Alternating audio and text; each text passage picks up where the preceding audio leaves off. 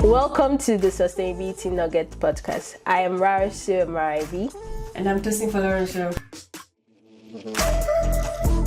On this podcast, we learn about sustainability by discussing various related topics while focusing on three pillars: the economy, the society, and the environment. Welcome everyone to the Sustainability Nuggets podcast. My name is Tosin, and today I have a very lovely guest with me. Her name is Rebecca Mink. Hi, Rebecca. Hi, Tosin. Welcome to Sustainability Nuggets podcast. Thank you so much for honoring our invitation. Thank you so much for having me. Okay. It's really, really awesome to connect with you and many other people through this amazing creation that we're doing today, where we're talking about what Mink's all about. Yes. Okay. So Rebecca Mink founded the Mink brand to offer an alternative to leather, and the Mink brand houses Mink shoes and Mink materials, which is launching very soon. I'm excited for that. Mm-hmm. So Rebecca's passion to build Mink started at the astonishing age of 4 years old. I want to hear that story. Yes. And she refused to eat animals and wear shoes made of leather. Then she went on to become a celebrity wardrobe stylist, creating fashion-forward luxury options that did not harm animals, people, or the planet. She created the first luxury vegan shoes 22 years ago in Italy, sourcing available sustainable materials. After studying vegan materials for decades, Rebecca has now invented a supreme bio-based plant leather made from reclaimed fruits and vegetables to launch in 2024. Kind of white. Yeah, we're going Should I to know definitely. You take me through all of this and explain what they are. So Rebecca is a pioneer in leading innovative technologies in sustainable materials, focused on using no plastic while still creating luxurious products with no compromise. Our life work is to shift the paradigm of how people view animal leather versus sustainable non-leather options. So welcome once again to our show. Thank you. Thank you so much for having me. Absolutely. Super to connect with you. So I'm really curious about what made you decide to stop wearing leather at such a young age. What happened? Yeah, it's really, I was 4 years old. There's a real story behind my aha moment where I was like, what? And a little boy was telling me that it was a barbecue and like everything was like a classic kid's backyard birthday party, and they were barbecuing hot dogs. And I sat down and I was like eating a hot dog at 4 years old at this birthday party, and this little boy told me hot dogs were made of dogs. And I was like, wait, what? I was like, and so my whole world changed, and therefore my parents' world changed. And I was really not having meat. So I would like spit it out at the table. I would like, put it in napkins and flush it down the toilet. I would do anything not to eat any animal products. So my mother literally had to show me if things were not animal products or not. And she was so supportive. And so she started making different dishes for me. And then like it ended up that all four of the children ended up becoming vegetarian because my food seemed much more exciting, it was something special. So yeah, that happened. And then when I was about 11 or 12, I found out about PETA. And PETA like rocked my world a whole nother round, where I was like, people are testing on animals. And then I would get these pictures and I'd put them in all the medicine cabinets at my house. And then that was it. I couldn't eat dairy anymore.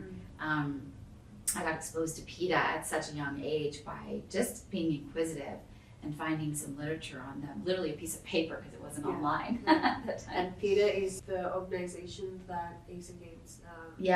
for the ethical treatment of animals. Yes. Yeah, it's an amazing organization that does some really, hardcore, marketing and really gets to people's, thought process, which is Right.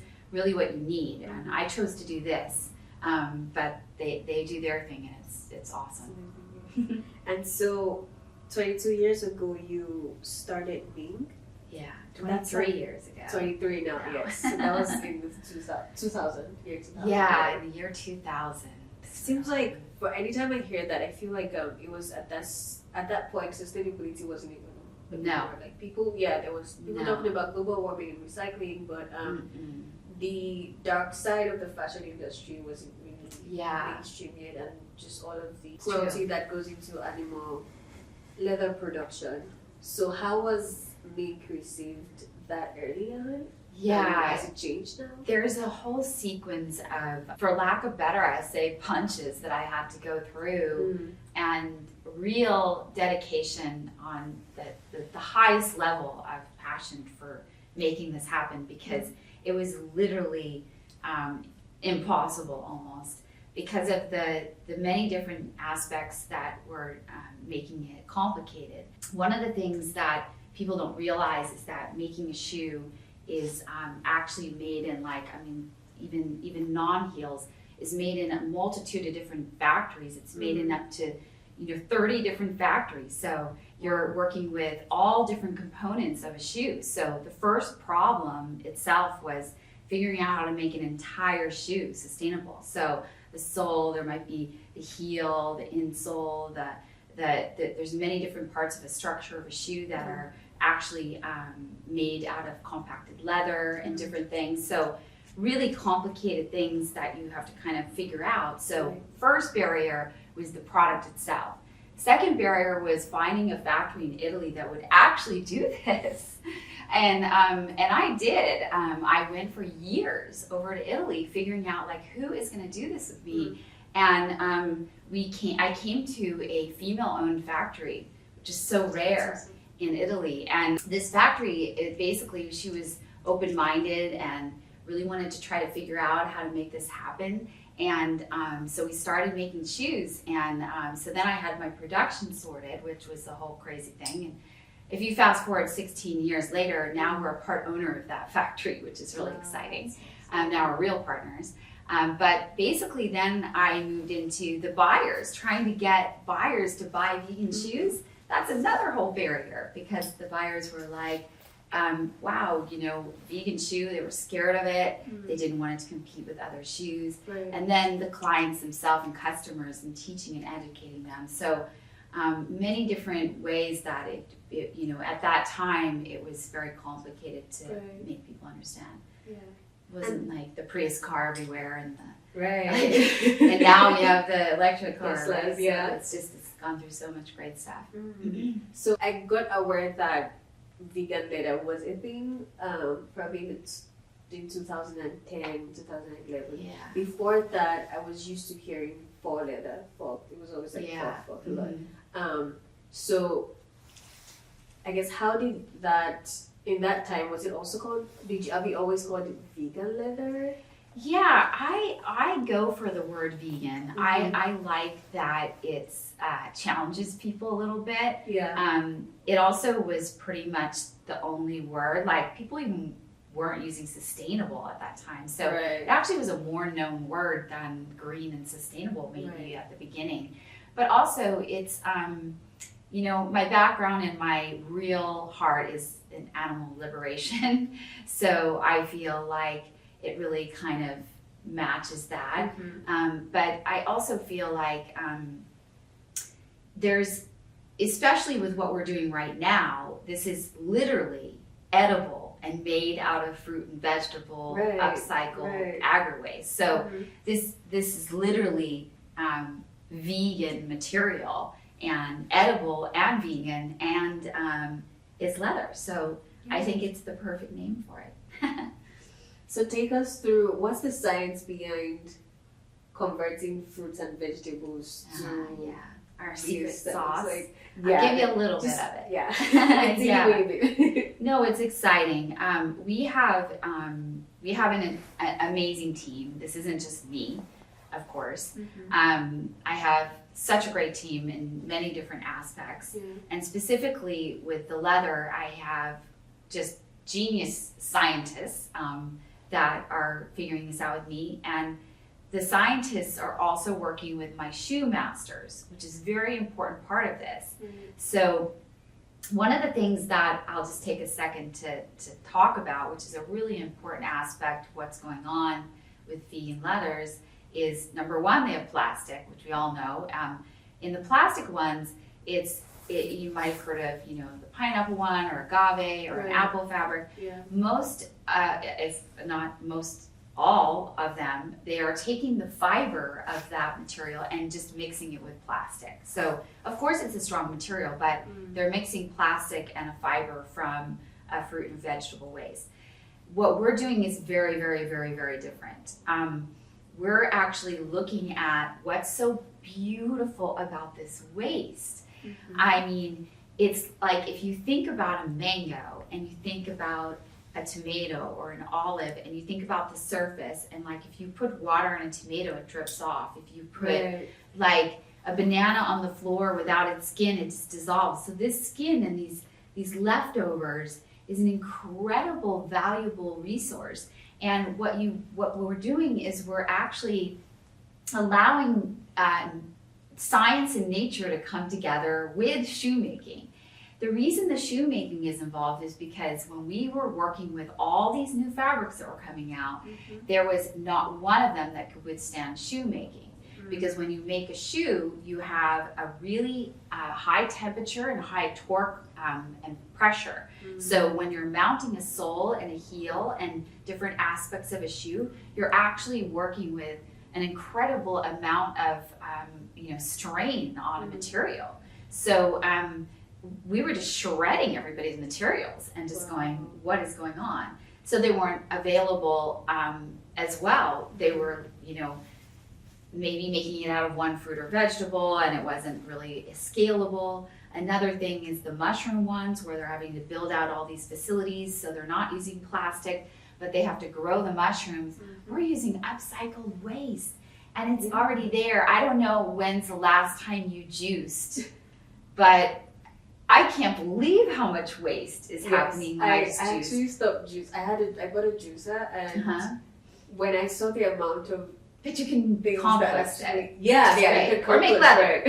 Which is that's what I want to do. I think one of the reasons why I'm so stoked about what you're doing is because of the fact that you're actually making use of waste. Yeah, it's just exciting. Yeah, it is a happy accident, I tell you, because it started with shoes, and it was about making vegan shoes. Right. My story started because I was a celebrity stylist, so I was putting people on the red carpet, and I was buying $20,000 to $30,000 of shoes a month that were leather, and I'm like, I can't do this anymore. So I made the best in the world vegan shoes. And then we were frustrated with materials for 2 decades. I'm like, these materials are not working. And so we started creating our own, and we were making 100% recycled plastic bottle and different materials in like 2015 and 16, and playing around with different things with textile mills, but we weren't inventing anything new, so we wanted to do that. So we invented and wrote a patent with this amazing university, Bicocca University in Milan. And the head scientist there, which is actually did some time at Berkeley, which I know that's something that's going on in your world. He is just a genius. And why he's a genius is because he is himself. He's like the master of materials. He's a material scientist to the degree. But he had been studying and came from the world of plastics. So he had been studying plastics for 20 years, and he spent about 10 of it trying to figure out how to make plastic-like materials out of upcycled fruit and vegetable waste. So he is incredible. So his process is basically to preserve it.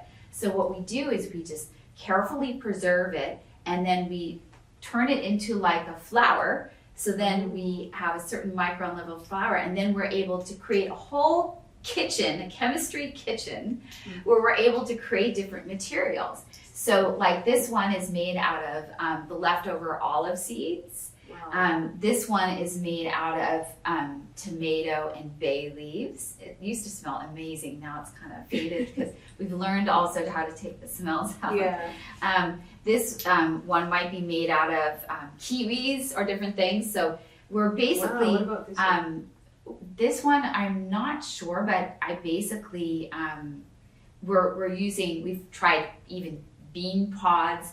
We've tried many different fruits and vegetables, and that is one of the keys to what we're doing, is that we basically are working with something that is made in a way where we can work with every single fruit and vegetable waste, which is like unheard of, right? So where do you get the fruit and vegetable great waste question. from? I love this question. People eat fruits and vegetables, but like where you need for producing things at this scale, you need.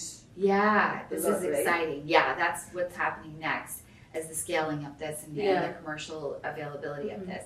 So you're talking to us a little early. So we're like, it's not commercially available yet, but it will be in 2024. We will be taking some pre-orders at the end of 2023 and working with people, specific clients on that for our first meters of the material. Wow. But basically we have, when we started, the cutest story of all is that we were getting some from gelato shops. And also our amazing team in the Bicocca University were just peeling kiwis and eating them. The department was filled with different fruits and vegetables. And when they would work with the cabbage, it would smell. And they were like going through all the materials themselves. And then we basically, a gelato shop can come up with like 80 pounds a week of just fruit and vegetable waste from creating the fruit and gelatos. And then now what we did is we mapped out the whole of Italy. Okay. Now this can be implemented in any country, so that's a whole other story. But what we are doing is in Italy. We are based in Italy in our factory, in our shoe production. And why? Because everything is amazing and perfect.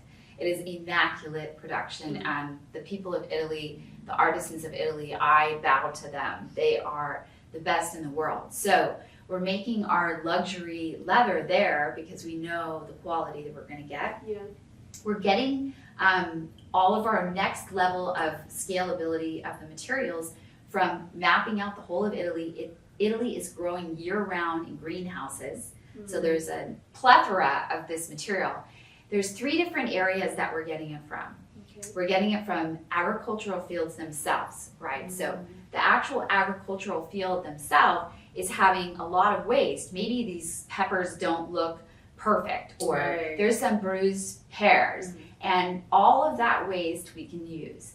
The second place is going to the distribution. So the distribution is the truck. So there might be a weather change, or there might be a spill, or something happening in the journey, and they might lose a lot of agricultural waste or bruising. And then we can take all the waste from actually going in the trucking from place to place. And then food production, like we already talked about, which is a really huge part of everything. So after, looking at all those, we're getting letters of intent from multitudes of different avenues in all 3 of those to give us like semi-trucks worth of waste. Is an incredible amount. In the United States alone, they waste 50% of what we grow. It's just outrageous things that I've been finding. I know, like some of them are because the fruits don't look the right size, or they don't look perfect. They don't even have any blemishes on them. It's just because they're not the right shape or the right size. It's amazing how. There's so much we can do, and I'm so excited about being a part of it, because what we're going to do in this next phase is just really use what we have, use what we already have, and make things out of that. I mean, everyone during the pandemic, all the designers were like, oh, they're using their dead stock and stuff, and like, hey, we've been using that forever. Recycled materials, and using vintage materials and such. But there's so much out there that we have to use. So this is awesome. I'm excited. So you had touched on the smell of the fruits. Yeah, I know that with one of the issues with the animal leather industry is just being first finding most of the animals are reared in really inhumane conditions, and then they're killed, slaughtered, and then the processing itself takes a lot of chemicals, very toxic chemicals, to get rid of the smell. Which I saw a documentary called Slay. I really heard about it. Great. And you're just seeing how the factory workers who actually go through the process of tanning are exposed to a lot of toxic chemicals. Some of them have skin cancer. You know, how is the process of, I guess, purifying, or should I say, I can't use the word tanning for this, right?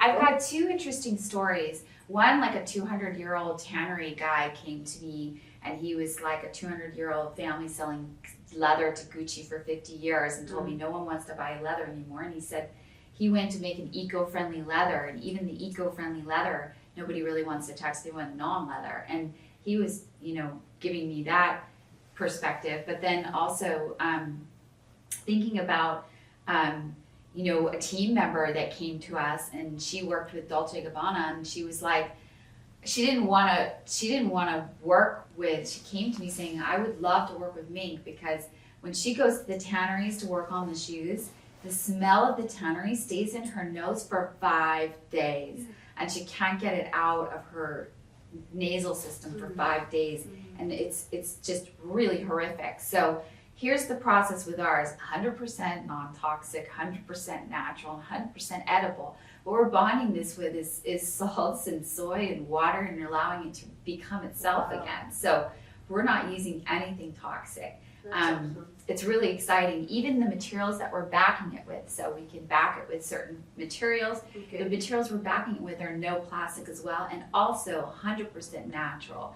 We're working with like hemp and different cottons that are just really raw and not using anything that's gonna exactly. So we're also going to start now working on different colors, and all of that is natural, what we're working on with that. So it seems for natural, I'll say it again, to do that, but it's just so surprising to me that any company wouldn't.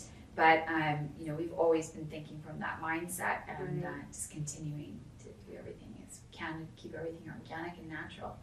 I think a part of your bio that I loved is talking about making a paradigm shift and changing people's mindsets from, because I think it's a mindset thing, but the hope I have for humans in general is that we're very creative. And this is a testament to that, right? Like we as long as it's sad that in most cases we have to be pushed to a corner before all of that creativity comes out. But when you think of the concept of waste or just saving the environment, there's a lot of opportunity to actually make use of natural things that we have.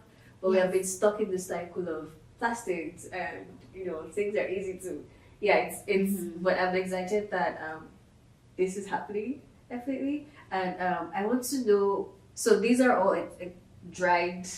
One thing I want to mention on that, I think that the fashion industry is they're so fickle, and they're so complicated, and they want everything so perfect. So what I see the key to luxury is getting something that's sustainability is something that's luxury, right? So when the fashionista doesn't need to compromise and has the same quality, has the same look, has the same feel, basically we in our factory make Chanel, make Gucci, make Christian Louboutin, make Jimmy Choo in our factory. So the shoe is exactly the same, except for it's vegan, so it's like better. And then now our materials make it non-plastic as well. So it's an incredible feat to go to this, next level in fashion, because it really needs to balance out of that mentality of just thinking, change is bad, but this is actually going backwards to nature and what really exists, so it's really cool. So fashion is definitely opening up, and I am thrilled about it, because we need we need the fashion industry to really wake up in this area. So it's exciting.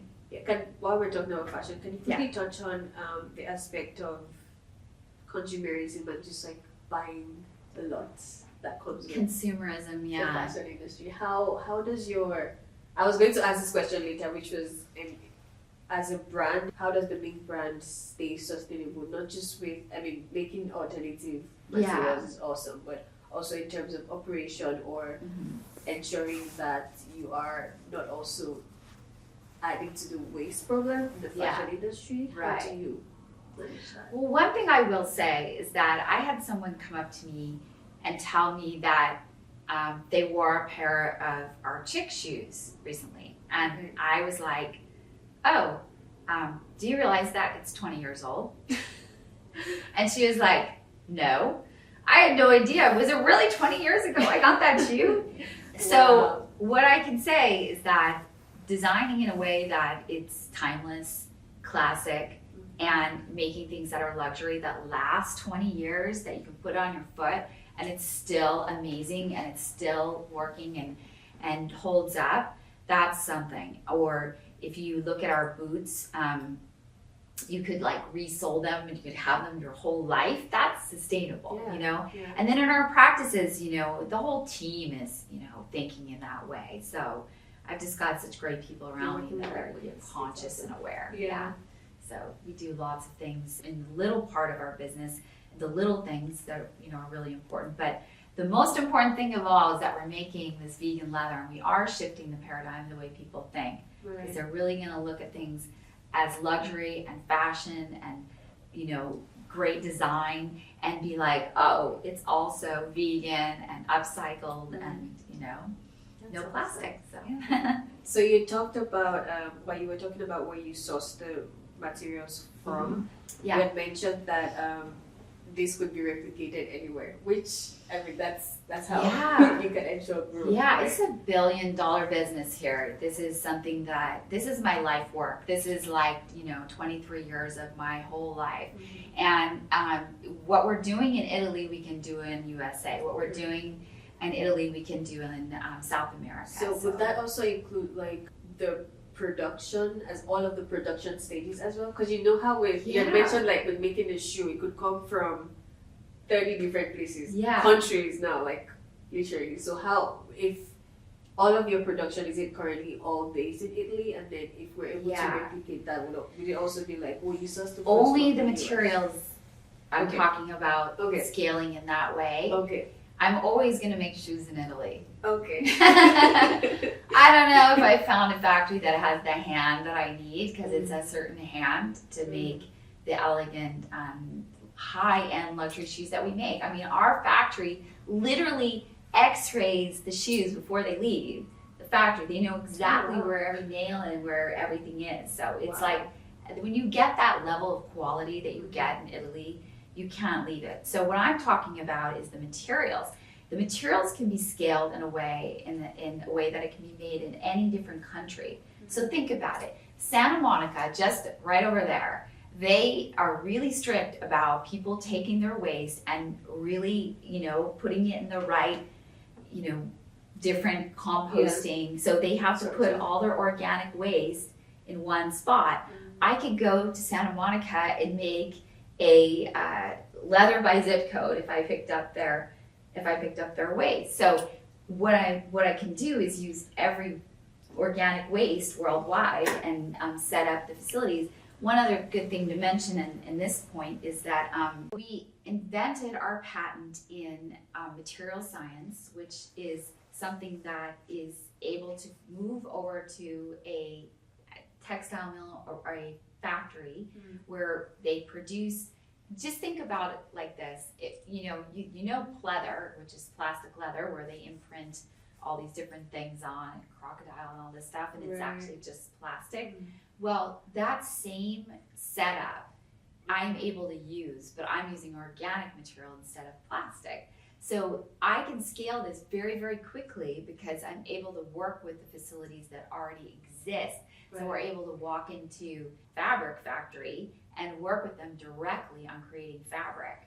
So we can just implement our materials, which are organic and non-plastic, into that. So That's awesome. yeah, it's really, it's exciting because I came from a different perspective than most people that might have worked on making a new material. Mm-hmm. I have an amazing science team and amazing shoe team, but where I was coming from with those two categories is that we work together. The first thing we did is, the scientists talk to the shoe masters, so we're working from the backwards angle. Most people, a lot of scientists can, most likely be not making something that, like, we know for 20 years is not working in some of the other materials that they've been making. So our science team is so connected to it being a product later, so looking at the end life of this. Mm-hmm. And that's an exciting part because it puts us ahead of the others. So. That's awesome. Okay, second to the last question. Yeah. So since you mentioned end of life, I know that first your shoes last so long, right? Right. But in the case when they've reached their end of life finally, Yeah. Is it biodegradable or can it be recycled? Yeah, we're going to get into that a lot more in moving forward. Like this shoe itself, we are using recycled soles for the back. For the sole, and of course we're using some more materials. But I think that it's a very complicated process with a shoe, and I know that a few big brands have been able to accomplish designing basically from that angle of every single component.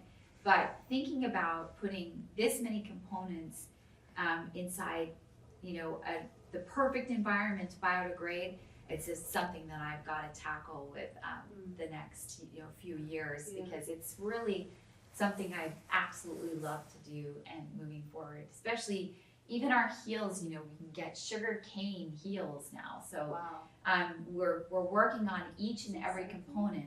Also, we're not done with our patents. We just patented a vegan leather, but we're coming up with a lot of ideas to do different shoe components as well.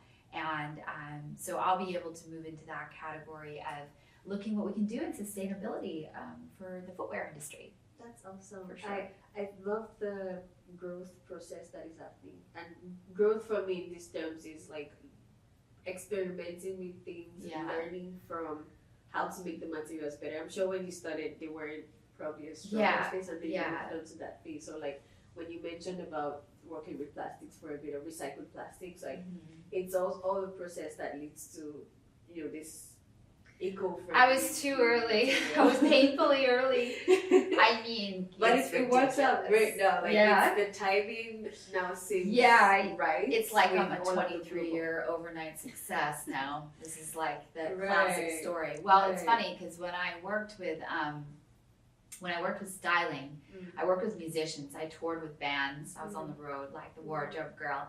And when I was on the road doing that, you really saw, how people are really going through, their own thing. When I was saying, the 23-year overnight success, when I was mentioning the musicians, is they go through that a lot. So a lot of different industries, they work for many decades, and then actors. When you do your art, it takes a long time, and I'm excited because now I really got this company to be able to be making a product that is a fashion item, but also allowing this material so that we can sell this material to fashion and footwear. Which is one fact that's really interesting, is that 47% of leather consumed is used in footwear, which is insane, right? Like a really huge portion.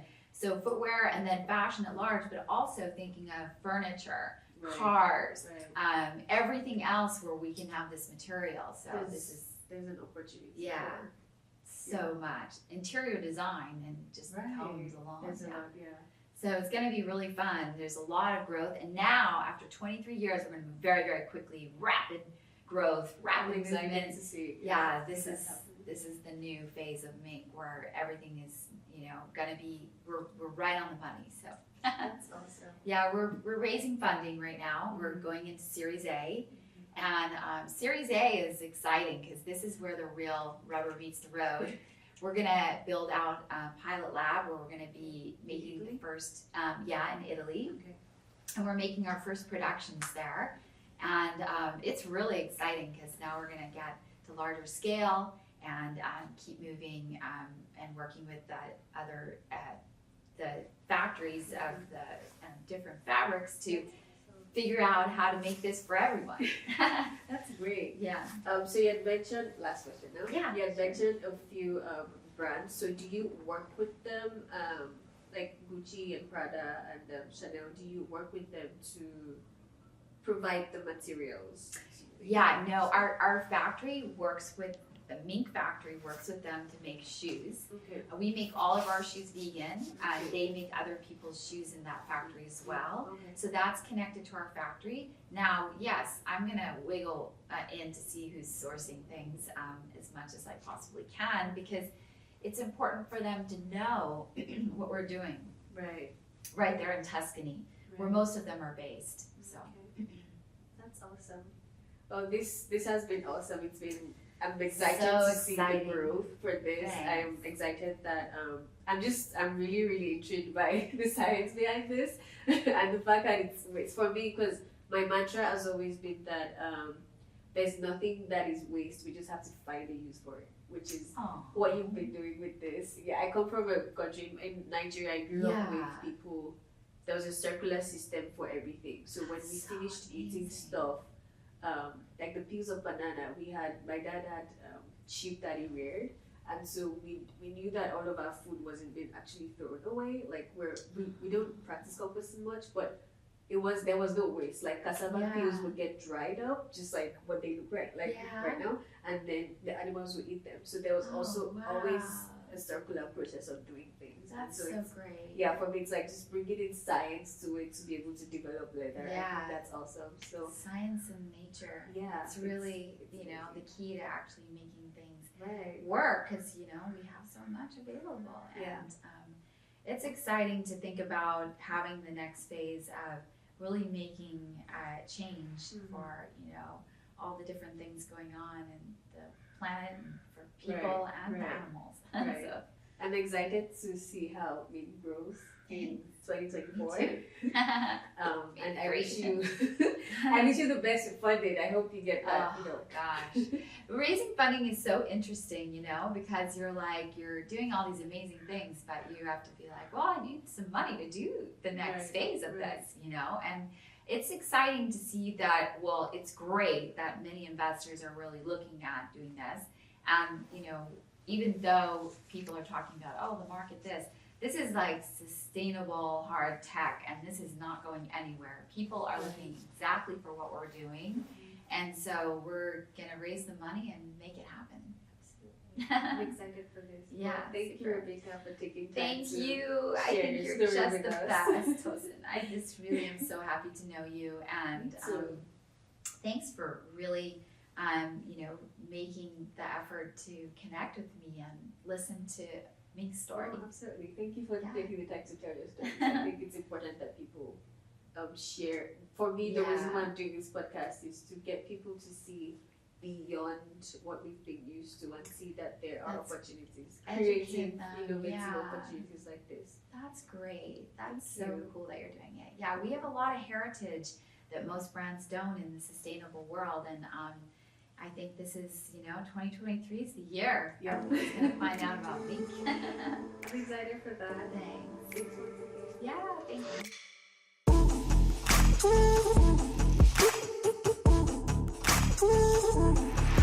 Thanks so much for listening to the Sustainability Nuggets podcast. I am Rarsu Marabi.